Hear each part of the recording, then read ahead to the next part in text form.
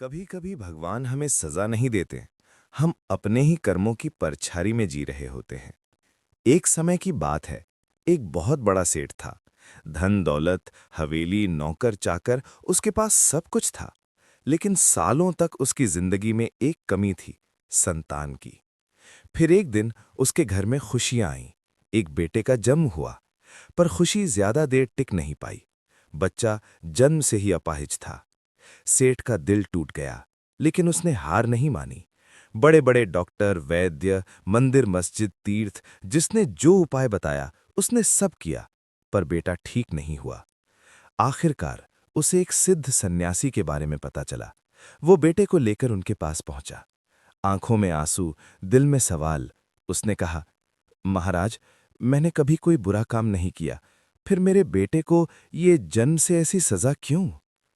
सन्यासी कुछ देर ध्यान में बैठे रहे, फिर बोले, सेठ, ये इस जन्म की कहानी नहीं है, ये पिछले जन्म का हिसाब है। सेठ सन्न रह गया। सन्यासी बोले, पिछले जन्म में तुम एक किसान थे। ये तुम्हारा ही बेटा था। एक दिन ये तुम्हारे लिए खेत पर खाना लेकर आया, तभी एक भूखा कुत्ता उस रोटी पर मुंह मार बैठा। गुस्से में इसने कुत्ते के पैरों पर डंडा मार दिया। वो कुत्ता जिंदगी भर के लिए लंगड़ा हो गया।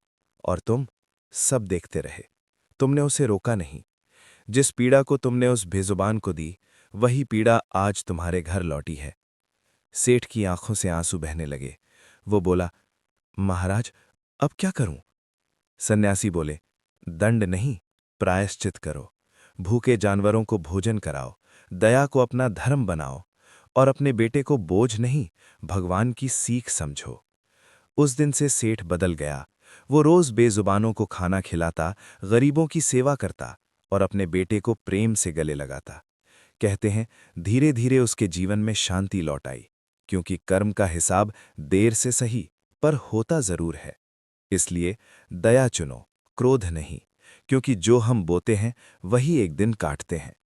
अगर आपको ऐसी कर्म और जीवन बदल देने वाली कहानियां पसंद हैं, तो लाइक करें, कमेंट में लिखें कर्मा, और ऐसी दमदार कहानियों के लिए अभी सब्सक्राइब जरूर करें।